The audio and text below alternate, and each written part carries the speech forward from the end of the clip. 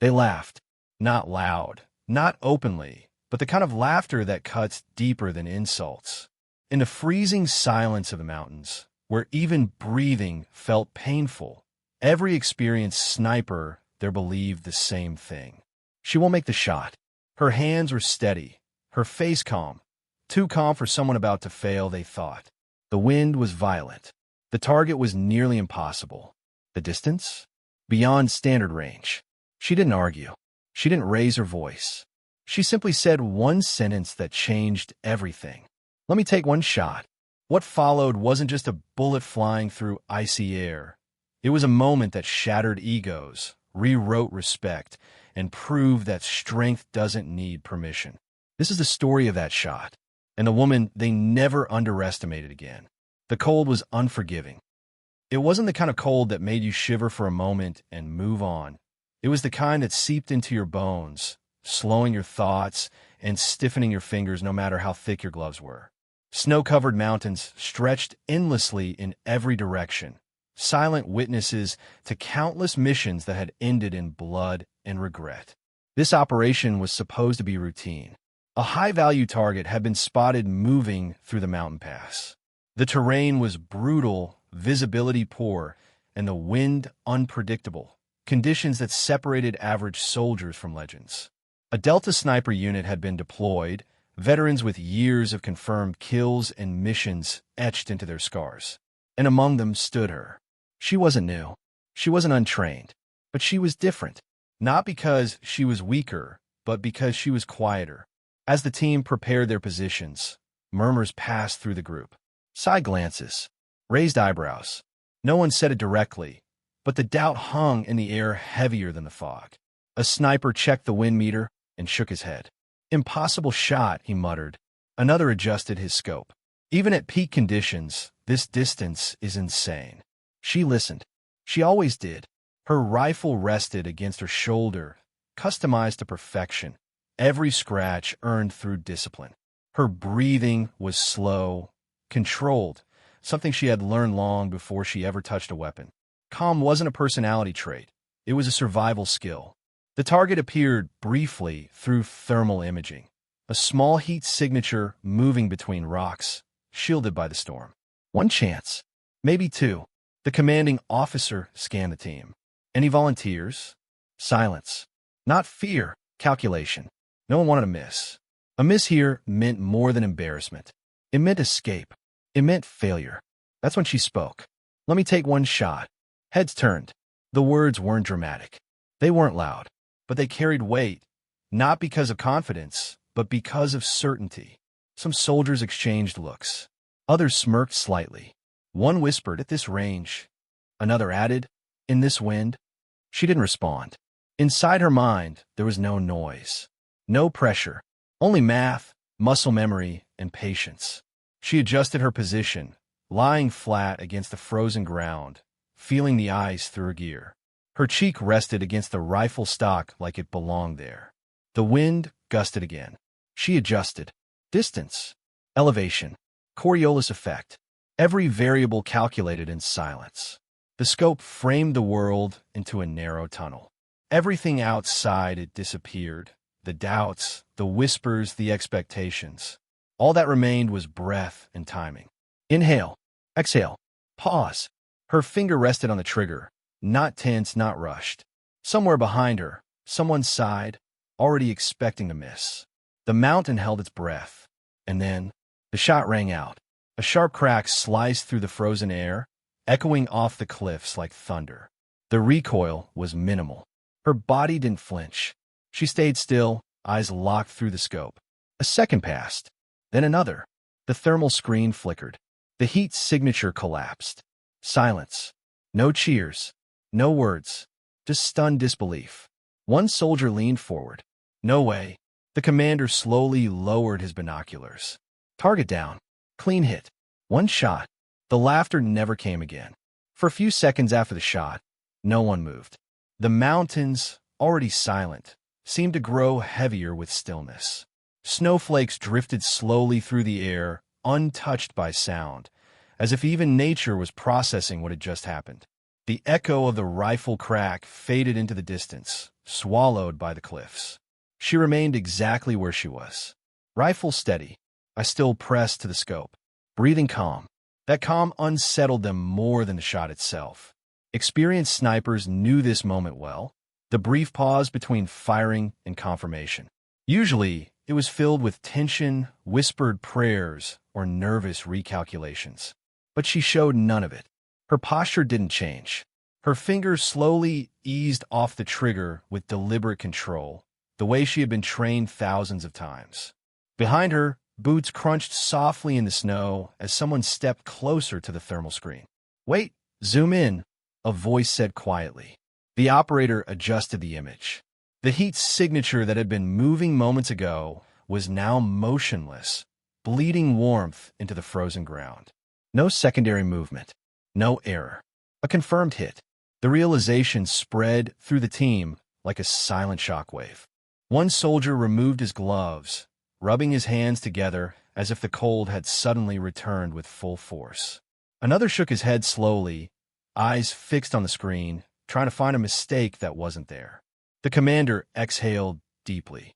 Target neutralized. The words were simple, standard procedure, but the tone was different. Slower, heavier, almost reluctant, as if saying them out loud made the moment real. She finally lifted her head from the scope. Not triumph, not relief, just quiet focus. She checked her rifle, adjusted the sling, and sat back slightly, eyes scanning the horizon again. To her, the mission wasn't over just because one shot had landed. Complacency was a luxury soldiers didn't survive with. The team, however, was still catching up. Moments earlier, they had doubted her openly, not with insults, but with assumptions. Assumptions built over years of tradition, ego, and unspoken rules. Now, those assumptions lay shattered somewhere in the snow between them and the distant target. One sniper finally spoke, his voice low. That was beyond range. Another nodded. In the wind shift, no one could have compensated that fast. She heard them. Of course she did. But she didn't turn around. Respect earned through noise fades fast. Respect earned through silence stays. The commander approached her position, kneeling beside her. His face was weathered, carved by years of command and decisions that haunted sleep. He studied her rifle, then her face. "How long did you wait?" he asked. She thought for a moment. "For the mountain to stop fighting me," she replied. He didn't smile, but his eyes changed. They began moving again, repositioning, scanning for secondary threats, resetting their formation. The mission clock resumed, but something fundamental had shifted. The jokes were gone. The whispers were gone. Every instruction directed toward her now carried weight. As they advanced through the terrain, one of the younger soldiers fell into step beside her. He hesitated before speaking, like someone unsure if words were even appropriate. "I didn't think it was possible," he admitted. She kept walking. "It usually isn't," she said. That answer stayed with him longer than he realized. Hours later, as dusk crept in and the sky dimmed into shades of steel and blue, the team regrouped at the extraction point. Helicopter blades could be heard faintly in the distance, slicing through the cold air. The debrief began while they waited. Maps were spread, data reviewed. Numbers confirmed what everyone already knew. The shot would be recorded as one of the longest, most precise kills under hostile weather conditions in that region. On paper, it was remarkable. But what paper couldn't capture was the moment before the shot. The stillness, the doubt, the choice to step forward when others stepped back. One of the senior snipers finally broke the tension. "Why didn't you hesitate?" he asked. "Most of us did." She considered the question carefully. "Hesitation isn't about fear," she said. "It's about listening to the wrong voice." The helicopter arrived, snow swirling violently as it landed. The mission was officially over. They boarded quickly, weapons secured, bodies exhausted. As the aircraft lifted off, the mountains shrank beneath them. Vast, indifferent, eternal. Inside the cabin, no one spoke much. The hum of the engine filled the space, steady and grounding. Some stared at the floor. Others stared at her, not openly, but with a curiosity that bordered on reverence. She leaned back against the cold metal wall, eyes closed. In her mind, the shot replayed, not as a moment of victory, but as confirmation. Confirmation that everything she had endured before this mission had not been wasted. The training where she was pushed harder. The skepticism she was forced to swallow. The silence she learned to live inside. This wasn't the end of her story. It was the moment it became impossible to ignore. Long before the mountains, long before the rifle, long before anyone ever believed in her, there was doubt. It didn't arrive loudly. It crept in slowly, disguised as concern, realism, and standards. When she first stepped into selection, the room fell quiet in a way she would come to recognize too well. Not shock, not anger, calculation. Men with hardened faces glanced at her file, then at her, measuring, weighing, already deciding. The walls were lined with photos of past units, legends frozen in time, all carrying the same unspoken message. This place wasn't built for you. No one said it outright. They never had to. The first weeks of training stripped everyone down to something raw and uncomfortable. Sleep deprivation blurred days into nights. Muscles screamed constantly. Hunger became a companion. The instructors didn't yell, they observed. Quietly, relentlessly. She learned early that visibility was dangerous. If she struggled, it would confirm expectations. If she excelled, it would invite harsher tests. So she learned balance. During endurance runs, she kept pace without showing strain. When others collapsed after forced marches, she helped them up, not to be kind, but to keep moving. Pain wasn't an enemy. It was information. The doubts followed her everywhere. During weapons training, a senior instructor watched as she adjusted her stance. "Your frame won't handle the recoil long term," he said flatly. She nodded, adjusted again, fired. Her grouping was tighter than anyone else's that day. The comment never came back, but it never truly left either. Sniper training was worse. Isolation amplified everything. Hours spent motionless in unforgiving terrain. Insects crawling beneath clothing. Muscles cramping while the mind screamed for movement. Instructors monitored silently, waiting for the smallest mistake. Some quit. Some failed. Some broke quietly. She endured. Once, after 16 hours without movement, an instructor leaned down close enough that she could smell the coffee on his breath. "Why are you still here?" he asked. She didn't answer. Because any answer would be used against her. Because reasons could be challenged, discipline couldn't. Night training was where most cracks formed. Cold stripped away bravado. Darkness magnified fear. Targets appeared briefly, unpredictably. A second too late meant failure. During one exercise, a sudden wind shift threw off nearly everyone. Misses echoed across the range. Frustration grew. Excuses followed. She waited, adjusted, fired, hit. The instructor stared through the scope again, then again, refusing to accept it the first time. He didn't congratulate her. He didn't smile. He simply said, "Do it again." She did, and again. Still, progress came at cost. She overheard conversations not meant for her. "She's technically good, but what? But combat is different." Different how? No one ever explained. When she requested advanced long-range drills, the response was delayed. When others made mistakes, they were corrected. When she made mistakes, they were remembered. So she learned silence. She stopped seeking approval, stopped defending herself, stopped explaining. Instead, she studied wind patterns, terrain behavior, micro-movements of targets.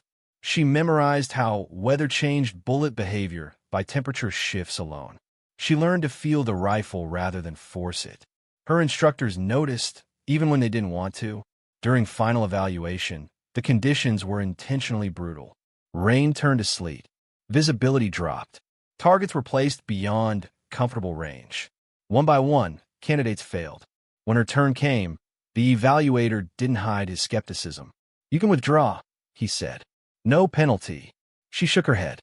The shot landed clean. Silence followed. Not applause, not acknowledgement, but something closer to respect, though no one used the word. She passed. Deployment followed soon after. Real combat stripped away training illusions quickly. Bullets didn't care about qualifications. Fear arrived uninvited. Mistakes were permanent. Her first mission was surveillance. No shots fired. No recognition. Just patience. Then came Overwatch. Then urban environments. Then mountains. Each mission refined her. Each doubt hardened her. But even as her record grew, the whispers never fully disappeared. She was praised quietly, trusted conditionally, until the mission in the snow, until the moment when no one volunteered, until the moment she did. Back in the helicopter, long after the shot had rewritten how they saw her, she remembered every mile she had run under judgment. Every night she had stayed awake, replaying mistakes no one else noticed. Every time she had chosen restraint over reaction. The shot wasn't luck. It was accumulation. It was every silent correction, every ignored insult, every calculated breath finally converging into one moment. When the helicopter touched down and the doors opened, cold air rushed in again, familiar grounding. She stepped out with the team, indistinguishable in gear, indistinguishable in rank. But something was different now. They didn't walk ahead of her. They didn't walk behind her. They walked with her. And somewhere deep inside, where doubt once lived, there was finally quiet. The world didn't change overnight.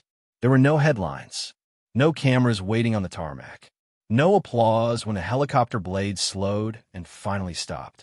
The base received them the same way it always did, quietly, efficiently, without ceremony. Soldiers disembarked, boots hitting concrete with practiced rhythm. Weapons were cleared. Gear was returned. Faces were unreadable. From the outside, it looked like any other unit returning from another successful operation. But inside the walls of that base, something irreversible had happened. The debrief room was cold, lit by harsh white lights that erased all shadows. A long metal table ran through the center, scarred with years of maps, clenched fists, and unspoken tension. Screens flickered on the walls, already prepared with data, coordinates, and ballistic readouts. She took her seat without hesitation. Around her, the same men who had doubted her now avoided her eyes, not out of shame, but recalibration. They were adjusting their internal maps of what was possible. The commander entered last. He didn't sit immediately. Instead, he stood at the head of the table, hands resting on a metal surface, eyes moving slowly across the room. Mission outcome, he said, voice level. Success. No one reacted. Success was expected. What wasn't expected was how it had been achieved. The screen behind him came alive. Distance, extreme. Wind, unstable. Temperature, sub-zero. Probability of first-round hit, statistically negligible. The numbers told a story that words couldn't soften. A senior analyst cleared his throat. "We've run the data multiple times," he said. "There's no error." The compensation was precise. Precise was an understatement. The commander finally sat and turned his gaze toward her. "Walk us through it." All eyes shifted. She didn't straighten, didn't perform. She spoke the way she always did, clear, minimal, honest. "I waited for the wind to lie," she said. "Not stop. Just pause." A few eyebrows lifted. She continued. "Everyone reads wind as force. I read it as rhythm. It moves in patterns. You don't fight it. You step into the space it leaves." Silence followed. Not because they didn't understand, but because they did. That explanation dismantled years of habit with one sentence. The analyst nodded slowly. "Timing over correction," he murmured. The commander leaned back. "This shot will be logged," he said, "but it won't be discussed outside this room. No objections. No surprise. Some stories were too dangerous to simplify." Outside that room, the military machine continued as always. Logistics, rotations, new missions queued. Fresh recruits arrived with hopeful eyes and untested confidence. She returned to training within days. Not rest, not praise. Routine. But routine had changed. Instructors watched her differently now. Not to judge, but to learn. Questions were framed carefully. Scenarios were redesigned with her in mind. During one exercise, a trainer hesitated before speaking. "Would you take the lead on this?" he asked. It was the first time anyone had ever asked. She did, and she didn't dominate. She didn't prove anything. She simply worked, calm, efficient, precise. The team performed better. They noticed. Word spread the way it always does in closed systems, quietly, sideways, without confirmation. Stories passed from unit to unit, stripped of details but heavy with implication. She made the shot. No correction.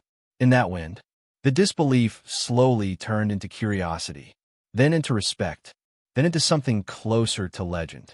Still, there was no public recognition. Her name never appeared in reports. Her face never appeared in briefings. When external units requested the sniper from the mountain mission, the response was vague. Operational security. Necessary, but it meant she carried the weight alone. One evening, weeks after the mission, she sat in the quiet of the armory, cleaning her rifle. The familiar ritual grounded her. The smell of oil, the rhythmic movements, the attention to detail. A shadow fell across the bench. It was the same senior sniper who had doubted the shot. He stood awkwardly, helmet tucked under his arm. "I owe you something," he said. She didn't look up. "You don't." He hesitated. "I didn't think you could do it," he admitted. "And I was wrong." She paused, then met his eyes. "You weren't wrong," she said. "You were incomplete." The words weren't sharp. They weren't cruel. They were factual. He nodded slowly, absorbing the truth. From that moment on, something shifted not just in him, but in the culture around her. Recruits watched how she moved, how she listened more than she spoke, how she never rushed, never wasted motion. They tried to imitate the calm, not realizing how hard it was to earn. Instructors began referencing her shot during lessons, indirectly. There was an operation, they'd say.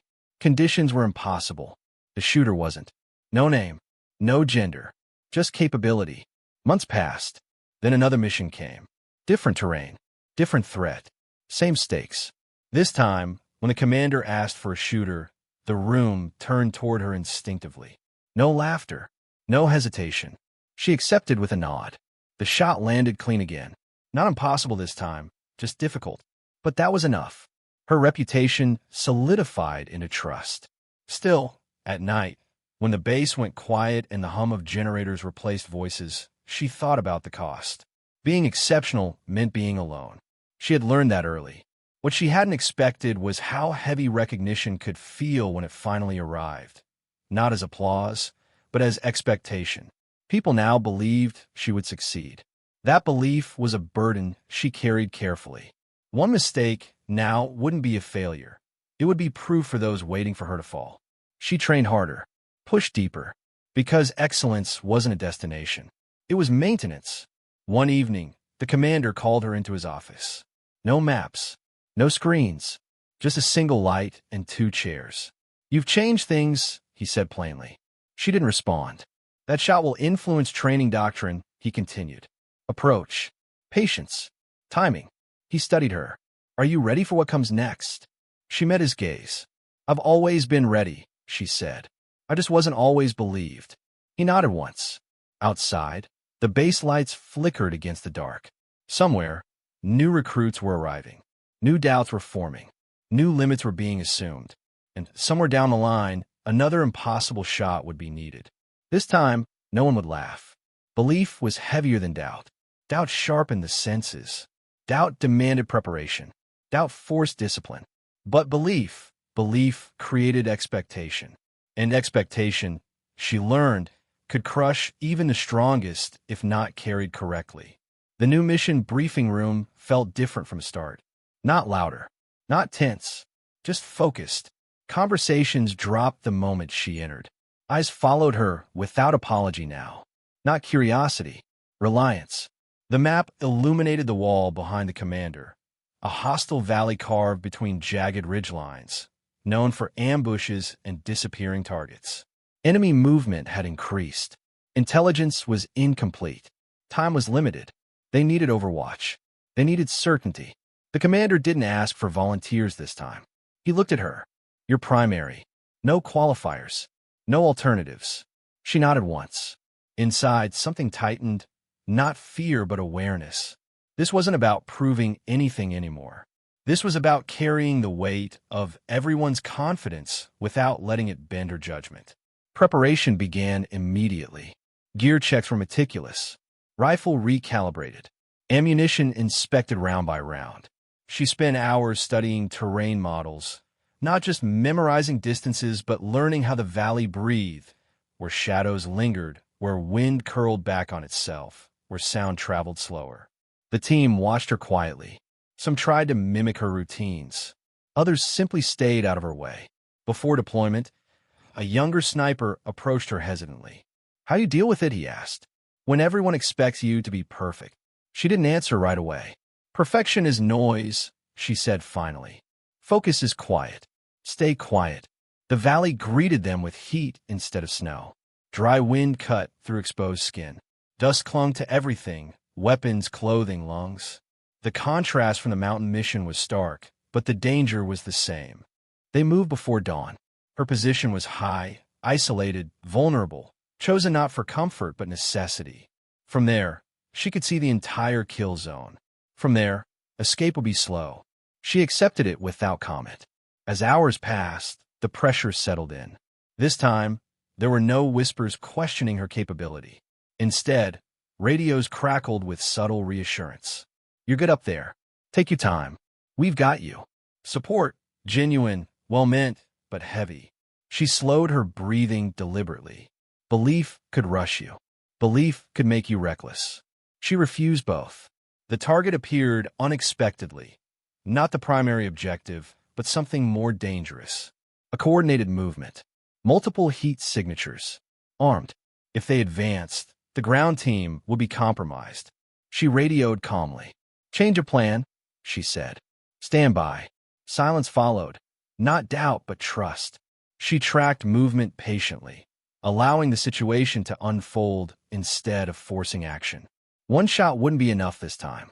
Timing would matter more than distance. Her mind narrowed into clarity. No crowd, no legend, just math and breath. The first shot came when it needed to, not when it was wanted. A clean hit. The second followed, perfectly spaced. Chaos erupted below, but controlled chaos, the kind that broke momentum instead of creating panic. The ground team moved. Orders were executed without hesitation. She adjusted, recalculated, waited. Another shot, then silence again. Minutes later, the commander's voice came through. "Area secure."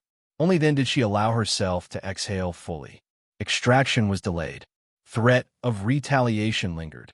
She remained in position longer than planned, muscles burning, eyes dry, focus unbroken.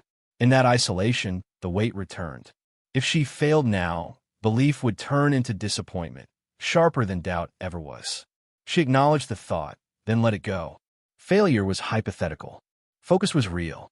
When extraction finally came, she descended slowly, carefully, leaving no trace behind. At base, the debrief was brief. No dramatics, no praise, but something new appeared in the commander's tone. Relief. "You carried it well," he said simply. That night, alone in her quarters, the exhaustion hit her fully. Not physical, mental. Carrying belief required constant discipline. You couldn't hide behind expectations. You had to meet them quietly, again and again. She cleaned her rifle in silence. Leadership found her whether she wanted it or not. Others now watched how she handled pressure, not because she was loud, but because she was consistent. Days later, she was asked to mentor. She hesitated. Teaching meant visibility. Visibility meant vulnerability. But she agreed. During training, she didn't lecture. She demonstrated. She corrected gently. She taught them to listen, to the wind, to their body, to the moment before the shot. "Confidence isn't loud," she told them. "It doesn't announce itself. It waits." They listened. The legend grew, not as myth, but as standard. And still she stayed grounded, because she knew something others didn't yet understand.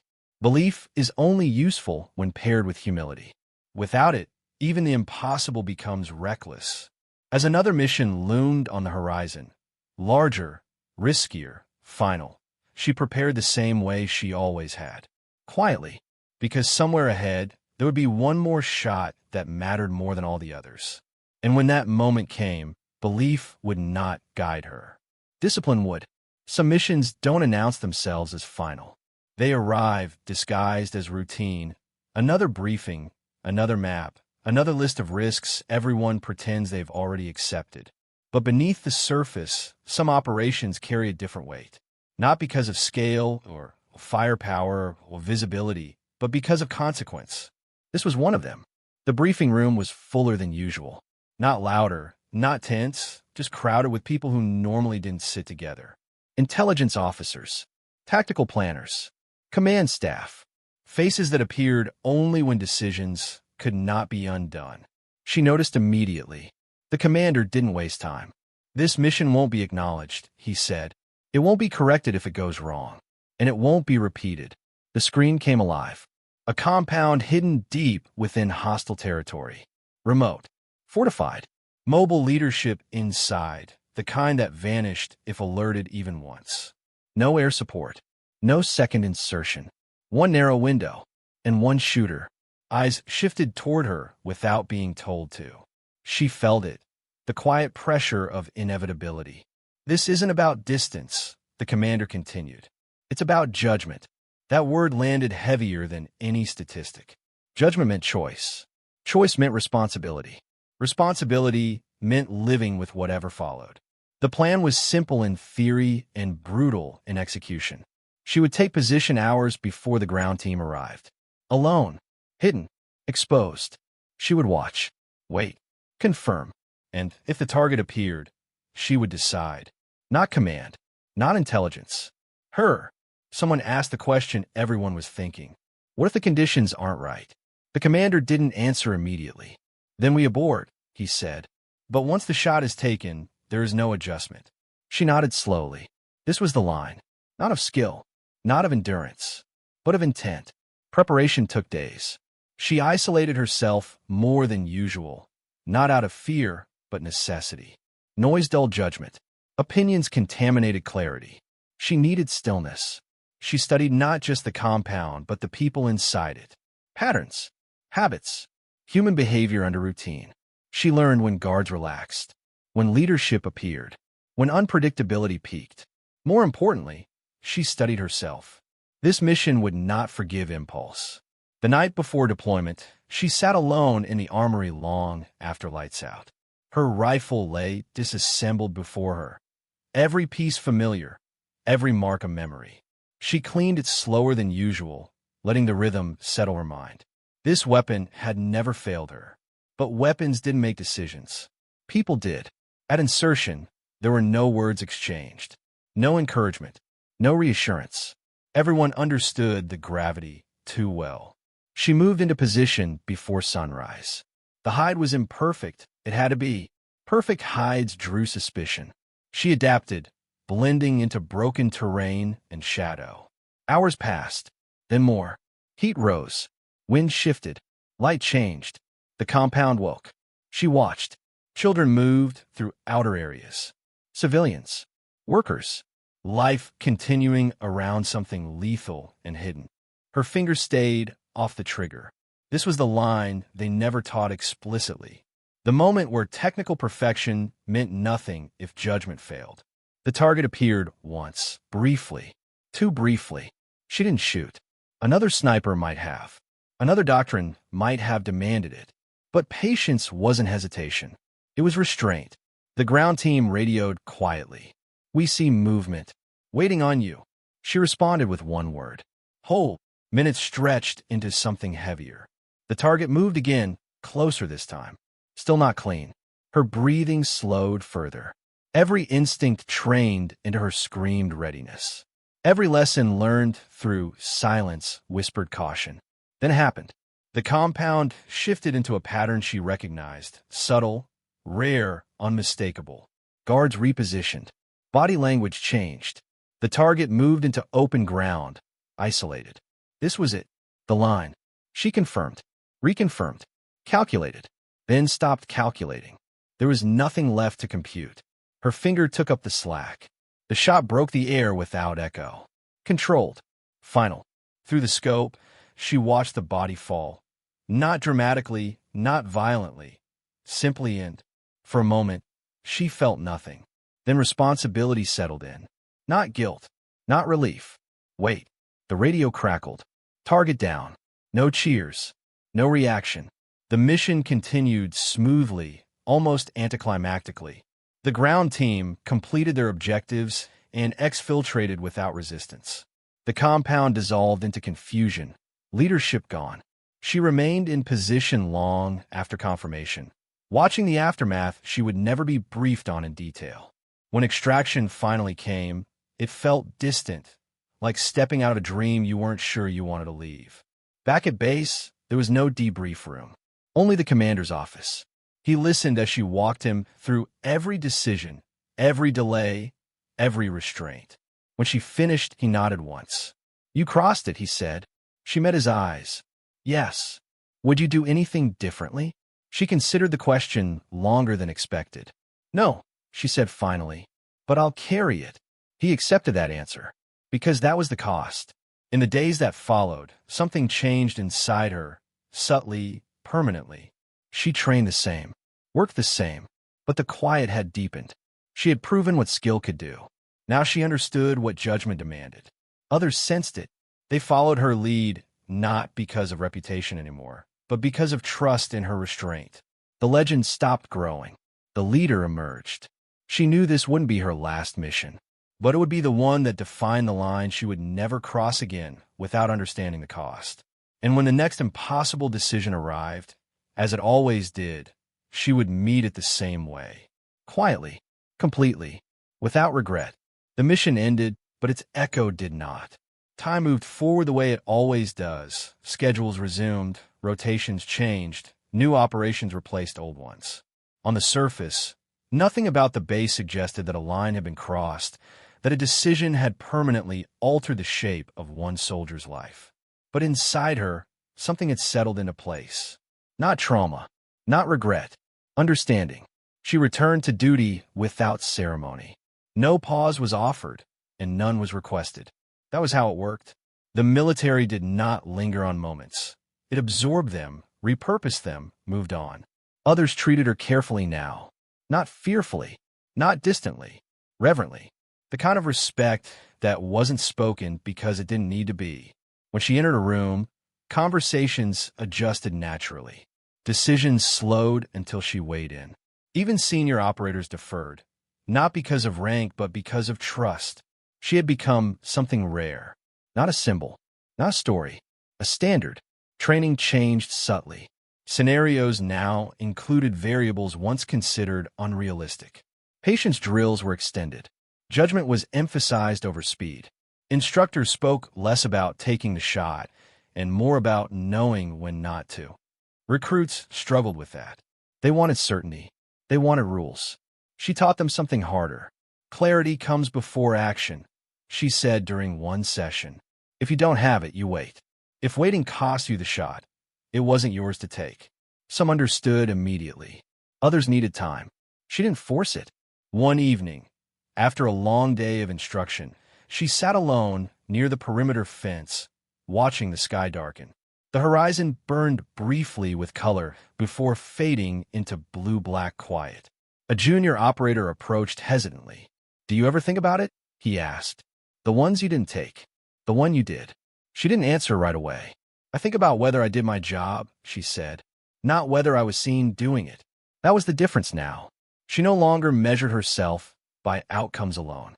She measured herself by alignment between skill, judgment, and restraint. Weeks later, an internal citation crossed her file. No medal, no ceremony, just acknowledgement, quiet, official, permanent.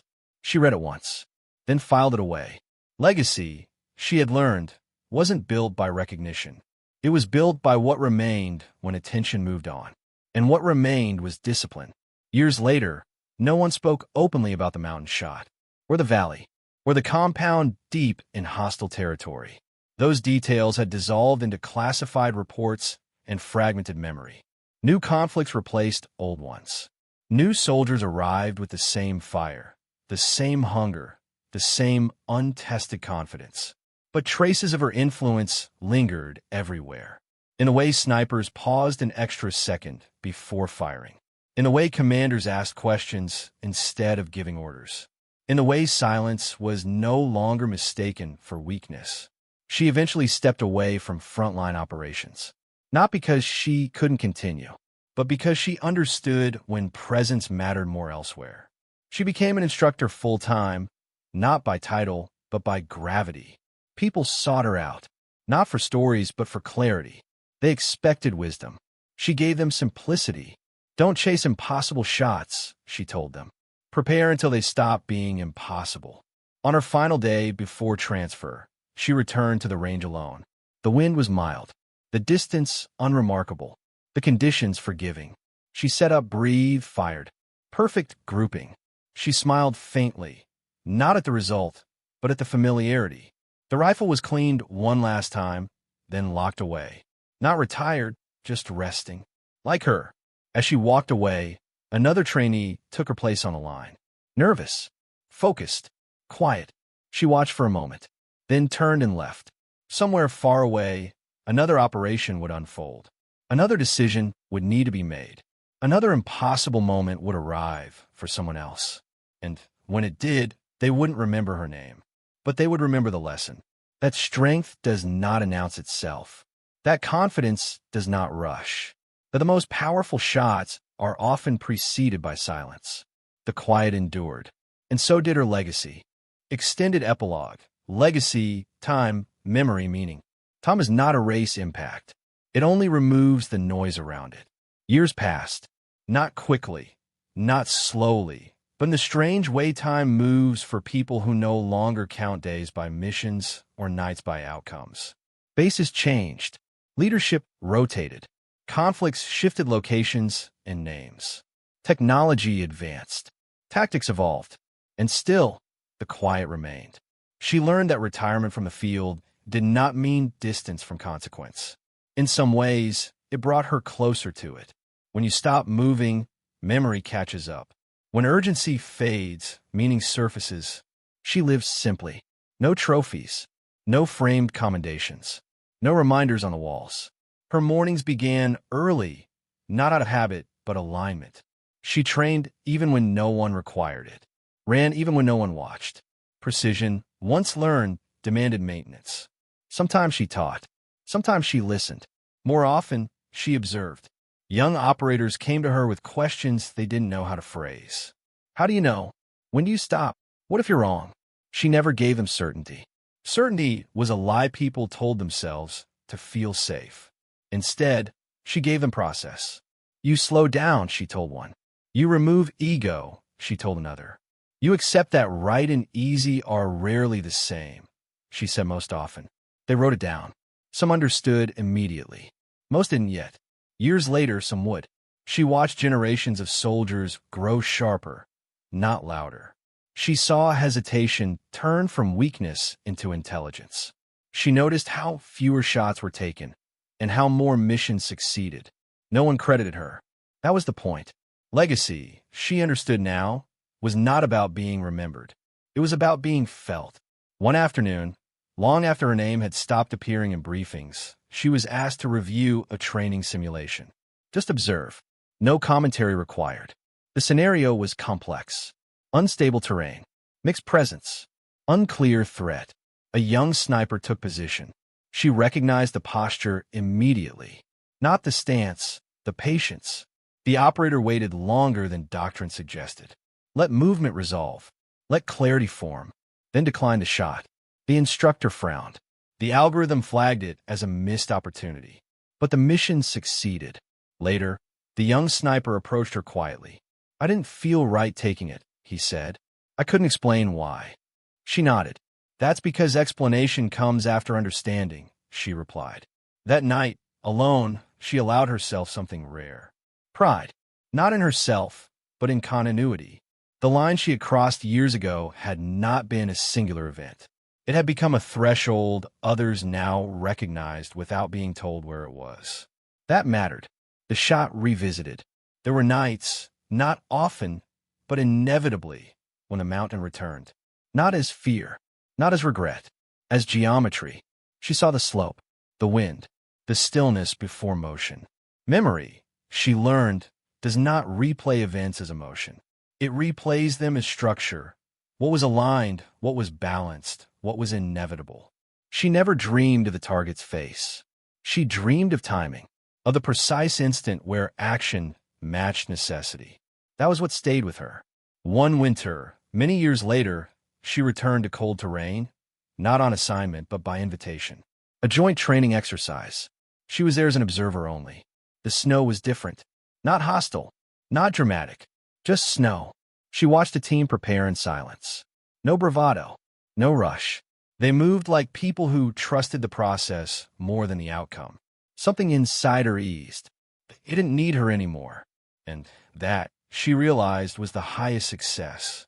When names fade, outside the institution, the world moved differently. People debated wars they didn't fight. They glorified violence they never felt. They simplified decisions that had never belonged to them. She stayed distant from all of it. Not bitter, not defensive, detached. Once a civilian asked her, casually, ignorantly, "Did you ever shoot someone?" She paused. Not because the question hurt, but because it revealed how little people understood. "Yes," she said calmly. The person waited for more. They didn't get it. Because stories without responsibility are entertainment, not truth. She did not correct them. Truth did not need her defense. The last lesson, her final official appearance, came without fanfare. A closed room. No cameras. No records kept beyond attendance. She stood before a group of advanced operators. Not recruits, not legends. Professionals at the edge of their capacity. She didn't prepare slides. She spoke once. "You will be remembered for the moments no one sees," she said. "For the shots you don't take. For the decisions you carry quietly." She paused. If you want recognition, you're in the wrong place. If you want certainty, you're in the wrong profession. If you want meaning, slow down. That was all. Some understood immediately. Some would years later, in the middle of a moment that felt impossible. She left before questions began. Distance. Age arrived subtly. Not in weakness, but in perspective. Her reflexes remained sharp. Her mind sharper, but urgency had softened into discernment. She chose her words carefully now. Chose her silences even more so. She moved away from bases. Closer to land. Somewhere quiet. Somewhere honest. She lived without routine, but within discipline. Mornings with light. Evenings with reflection. She read. She walked. She trained still. The rifle remained secured. Not abandoned. Respected. Sometimes she stood outside at night and listened to wind move through trees. She smiled at how predictable it was if you listen long enough. Wind had taught her everything she needed to know. The final understanding. Near the end, though she never thought of it that way, she wrote nothing down. No memoir. No confession. No explanation. Because meaning, once written, stops evolving. She trusted the quiet to do its work. Somewhere, a soldier would hesitate and survive. Somewhere, a commander would wait and succeed. Somewhere, a shot would not be taken and lives would continue. That was enough. The echo had traveled far enough. Closing. The world never knew her name. And it didn't need to. Because the truest impact is not heard. It is carried. In judgment. In restraint. In silence. The distance between the shot and the echo had finally closed, and what remained was balance.